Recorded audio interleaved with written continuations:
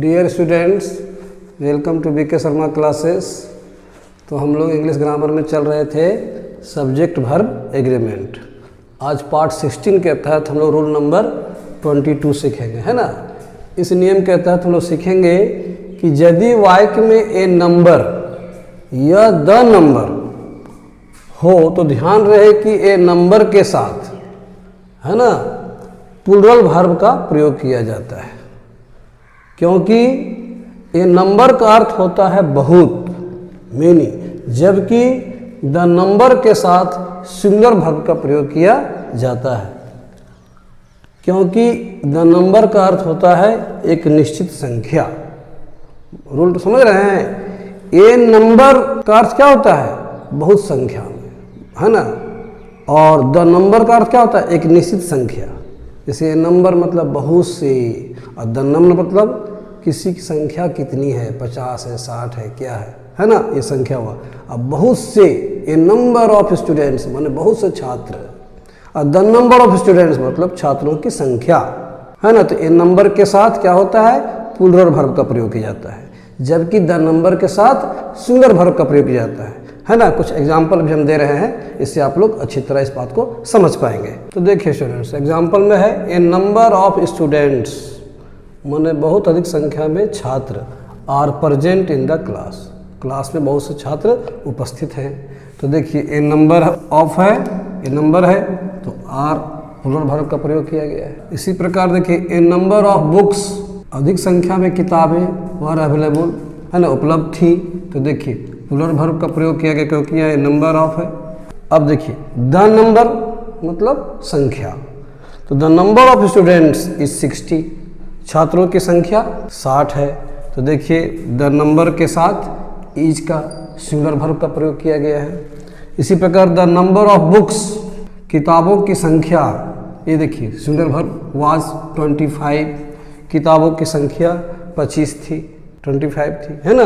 तो हमने देखा इस तरह कि ये नंबर रहेगा तो प्लूरल वर्ब आर वर्ब का प्रयोग होगा, और द नंबर, है ना, रहेगा तो सिंगुलर वर्ब का प्रयोग होगा, इज वाज का। ठीक है, समझ गए स्टूडेंट्स।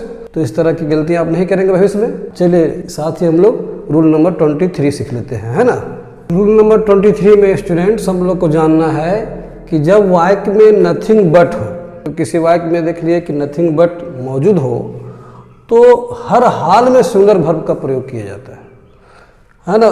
नथिंग बट के बाद भले ही नाउन जो है सो सिंगुलर हो या प्लूरल हो, लेकिन जो वर्ब लगता है वो सिंगुलर ही लगता है। देखिए nothing but boys is present there, देखिए यहाँ पर नथिंग बट लग गया ना, लेकिन बॉयज यहाँ तो प्लूरल है, यहाँ आर होना चाहिए था, लेकिन नहीं, चूँकि नथिंग बट लग गया है तो यहाँ पर चाहे ये बॉय रहे या बॉयज रहे, उस इज ही लगेगा, है ना, ध्यान रहे। इज प्रेजेंट देयर मतलब कुछ नहीं, लेकिन केवल लड़के ही उपस्थित थे, मतलब वहाँ लड़के ही लड़के हैं।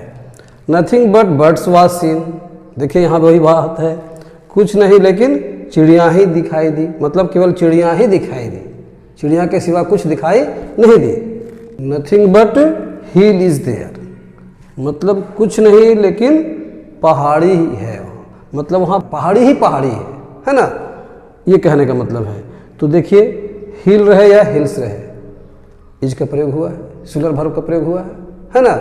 इस बात का ध्यान रखें कि नथिंग बट के बाद चाहे ये सिंगुलर नाउन रहे या प्लूरल नाउन रहे, हर हाल में सिंगुलर वर्ब का ही प्रयोग किया जाता है। इसीलिए हमने इज वाज इज का प्रयोग किया है, ये रूल कहता है ना, इसको ध्यान में रखें। चलिए हम लोग रूल नंबर 24 भी जान लें। हाँ तो स्टूडेंट्स, रूल नंबर 24 में हम लोग जानेंगे कि यदि दो सिंगुलर नाउन के पहले, यदि दो सिंगुलर नाउन के पहले नो लगा हो, नो, है ना, भले ही बीच में एंड हो, भले ही बीच में एंड हो, तो फिर भी सिंगुलर वर्ब का ही प्रयोग किया जाता है। देखिए example, no boy and no girl, देखिए बॉय और गर्ल के पहले नो लगा हुआ है ना, अब बीच में भले ही एंड है, तो इसके साथ सिंगुलर वर्ब का प्रयोग किया जाता है। देखिए इज का प्रयोग किया गया है कि नहीं। इसी तरह देखिए no boy and no girl is coming, है ना, ना कोई लड़का और ना कोई लड़की आ रही है, इसमें देखिए no man and no women, ना कोई आदमी मतलब ना कोई पुरुष और ना कोई स्त्री वाज प्रेजेंट देयर, वहाँ उपस्थित थे। यहाँ पर देखिए मैन के पहले नो है, वुमेन के पहले भी नो है और बीच में एंड है, फिर भी यहाँ पर देखिए वाज का प्रयोग किया गया है ना। तो सिंगुलर वर्ब का प्रयोग किया जाता है, ध्यान रहे कि नो लगा हो, है ना, दो सिंगुलर नाउन, यह दो सिंगुलर नाउन है, देखिए यहाँ पर इनके पहले नो भी लगा हुआ है, बीच में एंड भी है। तो इस स्थिति में हर हाल में हम लोगों को सिंगुलर वर्ब का प्रयोग करना है, इसलिए यहाँ पर इज और वाज का प्रयोग किया गया है, ध्यान रखें। हम लोग और भी कुछ अगले वीडियो में कुछ नियम सीखेंगे, तब तक के लिए बाय।